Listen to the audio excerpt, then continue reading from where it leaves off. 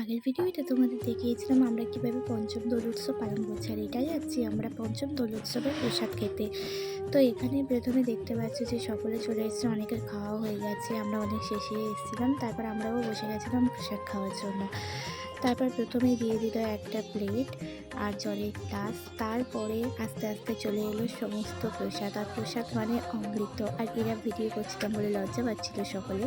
তারপর দিয়ে দিত প্রথমে অন্ন, তারপর দিয়ে দিয়েছিল শুক্তো, আর শুক্তো দিয়ে অন্নটা খেতে ভীষণ সুন্দর হয়েছিল। আর যেহেতু প্রসাদ প্রসাদ মানেই বলেছিলাম যে অমৃত লাগবে, তো আমার রিয়াকশান দেখেই তোমরা বুঝতে পারবে যে কতটা ভালো হয়েছিল প্রসাদগুলো খেতে। প্রত্যেকটা প্রসাদ খেতে খুব সুন্দর হয়েছিল।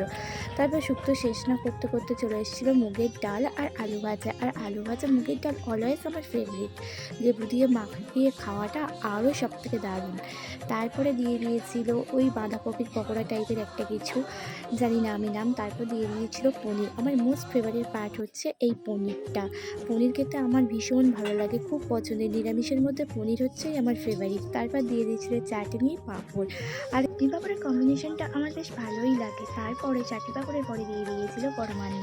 আর এটা খেতে তো অসাধারণ হয়েছিল, এক কথাই বলা যায় ফাটাফাটি।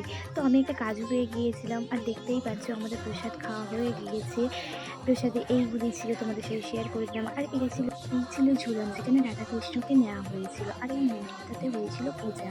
তারপরে আমরা বাড়ি আসার পথে যেই ভ্যানটাতে নিয়ে যাওয়া হয়েছিল রাধাকৃষ্ণের মূর্তি, সেখান থেকে আমরা কিছু ফুলঝুরি নিয়ে বাড়ি চলে এসেছিলাম। আজকের ভিডিওটা এই পর্যন্ত।